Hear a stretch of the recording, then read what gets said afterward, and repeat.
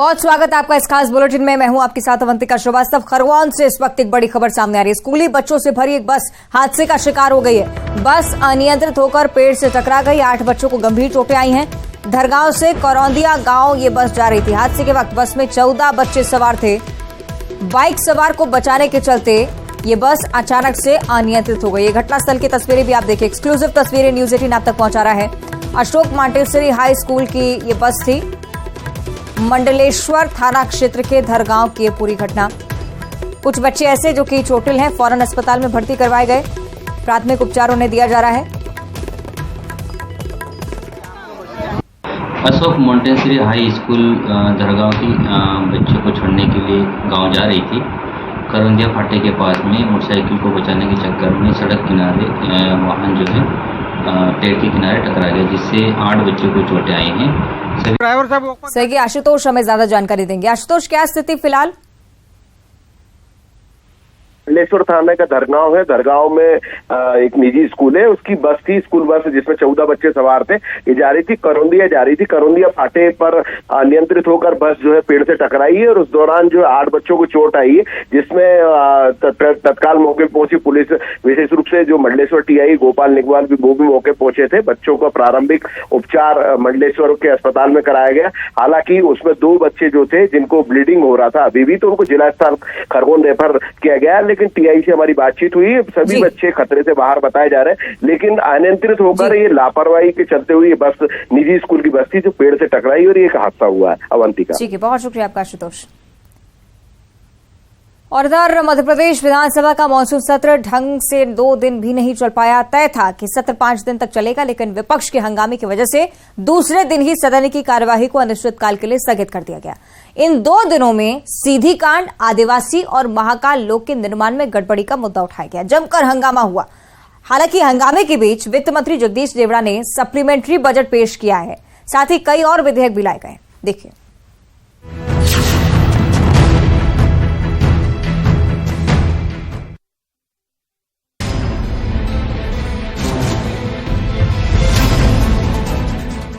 मध्य प्रदेश की 15वीं विधानसभा का मॉनसून सत्र हंगामे की भेंट चढ़ गया।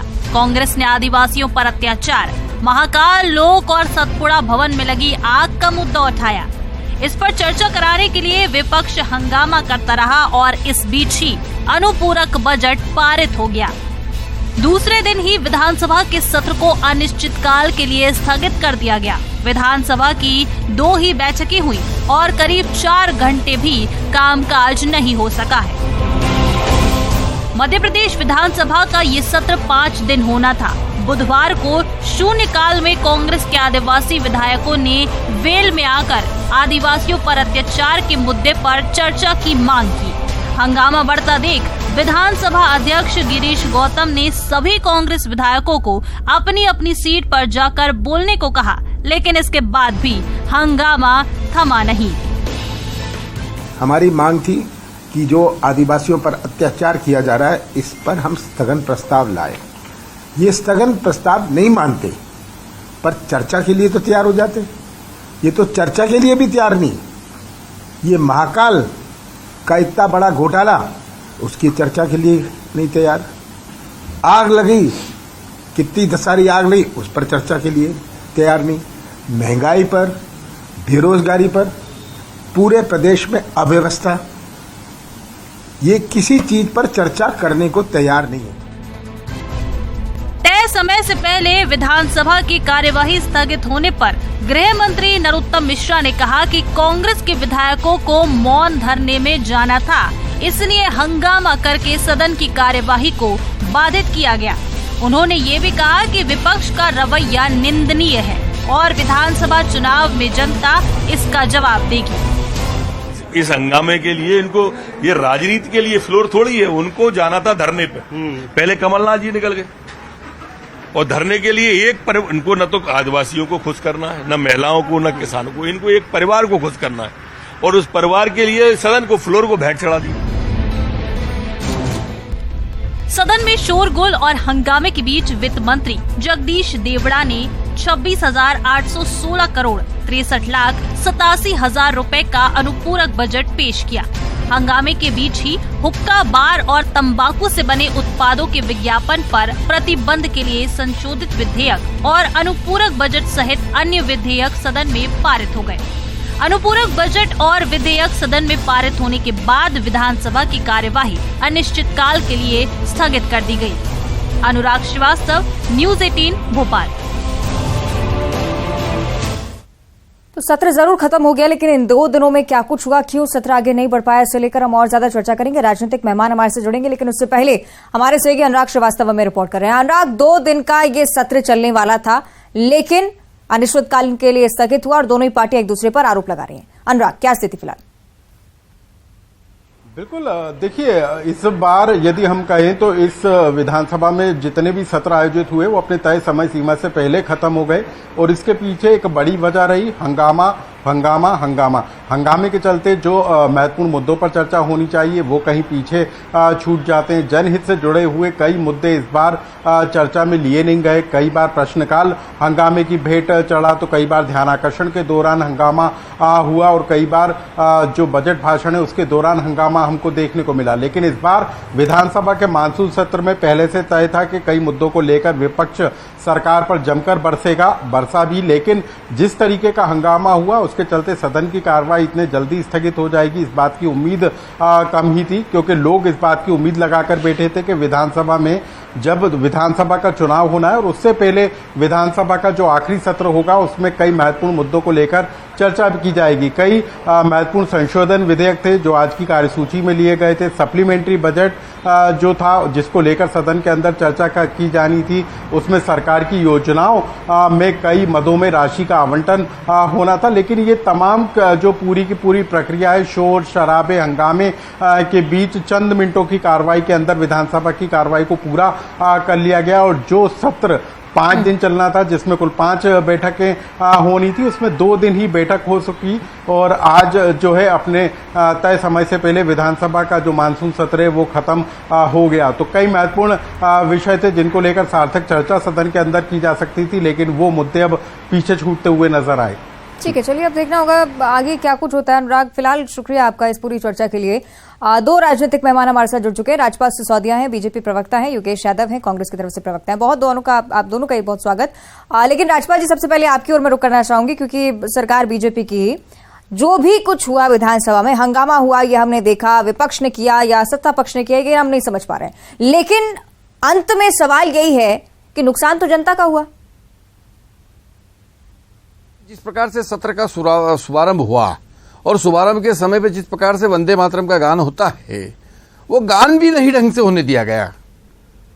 कुछ कांग्रेस के विधायक जो स्वयं जो है उस सदन में अपने आप को सदन की कार्रवाई से ज्यादा हाईलाइट करना चाहते थे, वो लोग कोई क्या लेके आ गए, कोई क्या लेके आ गए, कोई अरे मुद्दे आपको जो छेड़ना थे वो आप रखते, प्रश्नकाल के दौरान रखते, पर वंदे मातरम के समय से ही शुरू हो गए।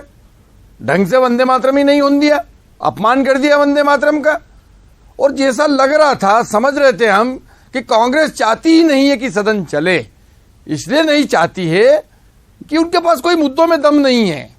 जो बातें वो कर रहे हैं उन बातों का जवाब शासन के पास है, प्रशासन के पास है। सरकार जब उसका जवाब दे देती कि वो मुद्दे खत्म हो जाते। तो कांग्रेस इस प्रकार के बनाए हुए मुद्दे जो फैब्रिकेटेड है, कांग्रेस ने स्वयं बनाया, जिनको लेके वो चुनाव में जाने वाली है, उन मुद्दों का जवाब आने देना नहीं चाहते थे। जैसे एक हमारे यहाँ दुर्घटना हुई है भोपाल में, आगजनी हुई है, अब उसको लेके मुद्दा बना रहे। अब उसका प्रश्न आता तो जवाब आता, जवाब में उसकी जांच हुई है, जांच रिपोर्ट सदन पे आती तो उसका जो है रिकॉर्ड बनता, पर वो नहीं बनने देना। ठीक है, जवाब इस पर हम ले लेते हैं। योगेश जी, बीजेपी की तरफ से क्लियरली यही कहा जा रहा है कि इस मंशा के साथ कांग्रेसी पहुंचे ही नहीं थे कि विधानसभा के सत्र को चलने दिया जाए। योगेश जी, प्रजातंत्र के लिए अत्यंत दुर्भाग्यपूर्ण है कि हम अपने प्रजातंत्र के सर्वोच्च मंदिर में अपनी बात नहीं कह सकते, अपने प्रश्न नहीं कर सकते, और ये दुर्भाग्यशाली क्षण के कारण ही मध्य प्रदेश शने शने गर्त में जाता जा रहा है। क्या आप कल्पना करेंगे कि जो 5 दिवसीय सत्र में हमारे क्वेश्चन थे, जो हमने प्रायोजित थे, जो हमने तैयार करके रखे थे, उनसे बात करने के पहले भारतीय जनता पार्टी के मंत्री विधायकों ने हंगामा शुरू कर दिया? क्या यह प्रजातंत्र की पवित्रता है और एक सदन की पवित्रता है कि हम जब बहस करना चाह रहे थे सीडी कांड को लेकर, जब हम बहस करना चाह रहे थे महाकाल लोक पर हुए भ्रष्टाचार को लेकर, जब हम बहस करना चाह रहे थे कि सतपुड़ा में आग कैसे जली, तो इनको ये सब कुछ मालूम था कि कांग्रेस इन मुद्दों पर हमसे प्रश्न करेगी और हमारे पास निरुत्तर है। इनके पास कोई जवाब नहीं होने के कारण इन्होंने हंगामा शुरू किया और दुर्भाग्यशाली रहा। मुझे याद आता है कि जब मध्य प्रदेश के कांग्रेस के कार्यकाल में विधानसभा के सत्र 2 महीने 3 महीने चला करते थे, आज 5 दिवसीय सत्र को भी पूरा नहीं होने दिया क्योंकि सरकार असक्षम है, कांग्रेस के प्रश्नों का जवाब नहीं दे सकती, कांग्रेस के प्रश्नों का कोई उत्तर नहीं है, इसलिए हंगामा शुरू किया भारतीय जनता पार्टी ने। और मुझे ये बड़ा दुर्भाग्यपूर्ण लग रहा है कि ये आरोप लगाते हैं कि हमें धरने पर जाकर बैठना था।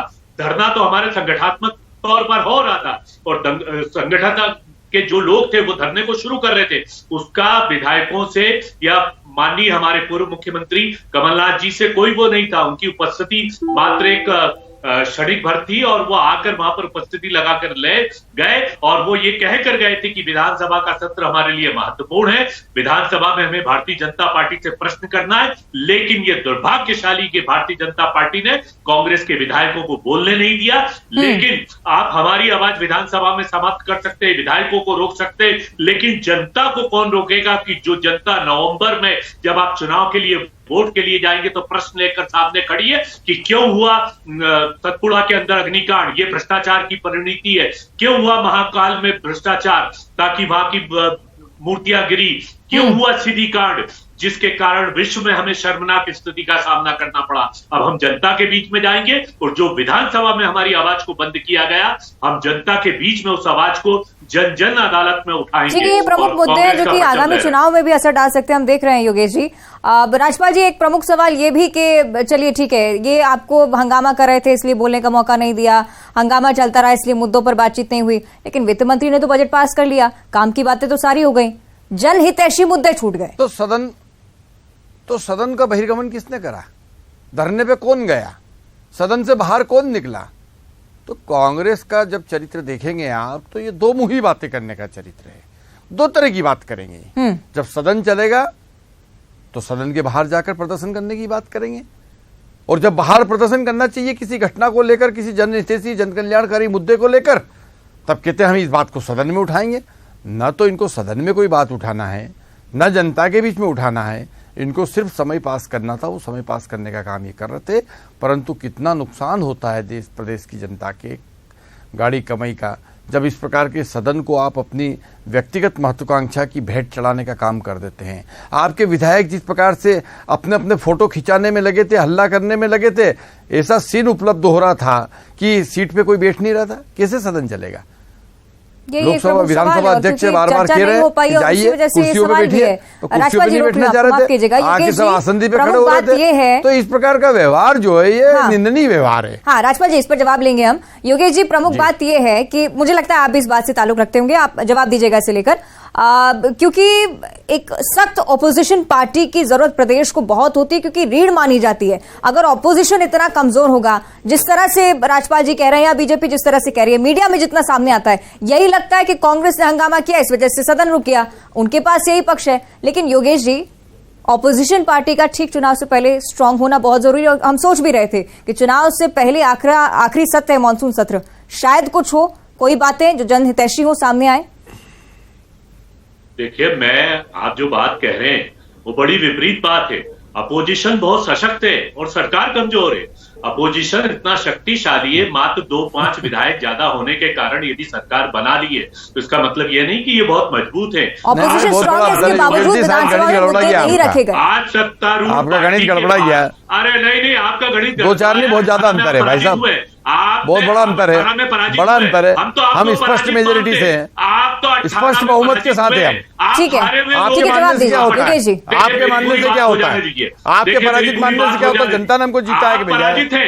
आप 18 में जनाधार के नहीं, पराजित आप हैं, के खिलाफ था, आप विपक्ष में। ठीक है, एक अगर हम पराजित होते तो आप सत्ता में होते। देखिए ये पूरी इट्स नॉट ए फेयर, यही इन्होंने विधानसभा में किया। जब कांग्रेस के विधायक इनसे प्रश्न कर रहे थे तो ये नहीं, पराजित हम नहीं है ना साहब, गलत बोल रहे हो ना आप।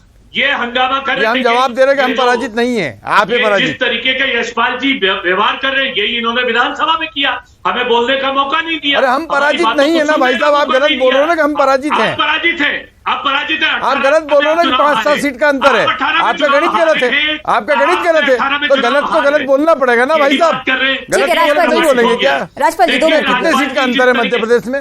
7 सीट का अंतर है। अब गलत बताएंगे आप, गलत बयानी करेंगे। योगेश जी आप तो विद्वान है, आप तो पढ़े लिखे विद्वान प्रवक्ता है कांग्रेस के, आप गलत बोलेंगे। का कोई जवाब नहीं है, इनके पास सीडी कांड का कोई जवाब नहीं है, इनके पास मध्य प्रदेश में अव्यवस्था कर्ज लेकर घी पी रहे हैं। जिस तरीके से मध्य प्रदेश को इन्होंने नॉन प्रोडक्टिविटी कर दिया, उत्पादकता समाप्त कर दी, मध्य प्रदेश को डायलिसिस पर लिया है, निरुत्तर है। और शिवराज सिंह जी चौहान हमारे प्रश्नों से बचने के लिए कोशिश कर रहे थे। इसलिए सदन में किसने हंगामा किया, विधानसभा पटल के वीडियोग्राफी आप देख लीजिए, कौन से विधायक ज्यादा हंगामा कर रहे थे, कौन से मंत्री ज्यादा चीख रहे थे, साफ स्पष्ट हो जाएगा। और फिर यदि आपको इतना डर लग रहा था, इसका प्रमाण यही है कि आपने 2 दिन में समाप्त कर दिया। क्यों नहीं आपने 5 दिन तक सत्र चलने दिया था? 5 दिन का सत्र बहुत एक औपचारिकता होती है, आपने 5 दिन की औपचारिकताओं को भी पूरा नहीं किया। आपने 2 दिन में सत्र इसलिए समाप्त किया कि मेरा सीधा आरोप है सरकार कांग्रेस से डर रही थी, कांग्रेस से डर गई है और राजपाल जी प्रश्नों का जवाब नहीं दे सकती है। ठीक है, अभी दे दीजिए, विधानसभा चलिए खत्म हो गई, यहाँ दे दीजिए राजपाल जी। हर फोरम पे, हर स्थान पर भारतीय जनता पार्टी अपनी जवाबदेही के साथ में खड़ी है। जनता के प्रश्नों का जवाब देने को हम तत्पर हैं। विपक्ष के नाते कांग्रेस के प्रश्नों का उत्तर देने के लिए हम हर मोर्चे पे, हर स्थान पर उपलब्ध है। और साथ साथ में चूंकि हमने जवाबदेही के साथ में सत्ता को चलाने का काम किया है, मुख्यमंत्री शिवराज सिंह चौहान जी संवेदनशील भी है और जवाबदेही भी है। ठीक है, जो उन्होंने हर वर्ग को साथ में लेकर काम किया है और हर जवाब को उन्होंने देने का काम किया है और हर जवाब को हमने देने का काम किया है। अगर ये सतपुड़ा की बात कहते हैं कि वहां आग कैसे लगी, तो उसकी विस्तृत रिपोर्ट जो है प्रस्तुत है, दिखा दी गई है, कांग्रेस को भी बताई गई है। अगर महाकाल लोक की बात आती है तो महाकाल लोक में पूरी पारदर्शिता के साथ काम हुआ है, वहाँ हर प्रकार की जांच के लिए हम तैयार है। इन्होंने ईडब्ल्यूओ में शिकायत भी करी, उसकी जांच भी चली, उसमें भी हमको क्लीन चिट की स्थिति है। ये आरोप लगाते हैं, सिंहस्थ के समय भी आरोप लगाया था कि सिंहस्थ में भ्रष्टाचार हुआ, बाद में इनके ही मंत्री सदन के अंदर जो क्लीन चिट देते हैं, जयवर्धन सिंह और सज्जन वर्मा जी।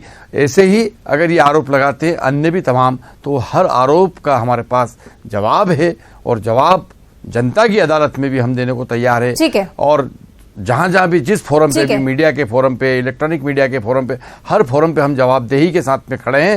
हर सवाल का जवाब भारतीय जनता पार्टी के पास में है, जनहितैषी जवाब है, जन कल्याण की भावना के साथ काम। भवन की रिपोर्ट आपने प्रस्तुत नहीं की है, आपने कहा है कि जांच जारी है, उसको लिंगर ऑन किया है, विधानसभा से आप बचे हैं। महंकाल घोटाले की जिसके अंदर मूर्तियां टूटी है उसकी भी आपने सिर्फ कहा जांच जारी है, उसकी रिपोर्ट प्रस्तुत नहीं की गई है। आपने हर बात को टाला है, लिंगर ऑन किया है, आपके पास प्रश्नों का उत्तर नहीं है। सीवी कांड के बारे में अभी तक आपने जो स्वीकारोक्ति यही बात है कि प्रश्न पूछे जाते हैं, जवाब नहीं आते हैं, उसके बाद हंगामा होता है और जनहितैषी मुद्दे छूट जाते हैं। माफ कीजिएगा योगेश जी, आपको रोक रही हूँ यहाँ पर, वक्त की बहुत ज्यादा कमी। बहुत शुक्रिया आपका फिलहाल आप दोनों का हमारे साथ जुड़ने के लिए। दोनों ही पार्टियों की बातें आपने सुनी, किस तरह से विधानसभा के मॉनसून सत्र को लेकर भी जल्दी एंडिंग, लेकिन इसके बावजूद जनहितैषी मुद्दे छूट गए, यही एक प्रमुख सवाल। इसी के साथ इवनिंग एजेंडा में इतना ही। नमस्कार।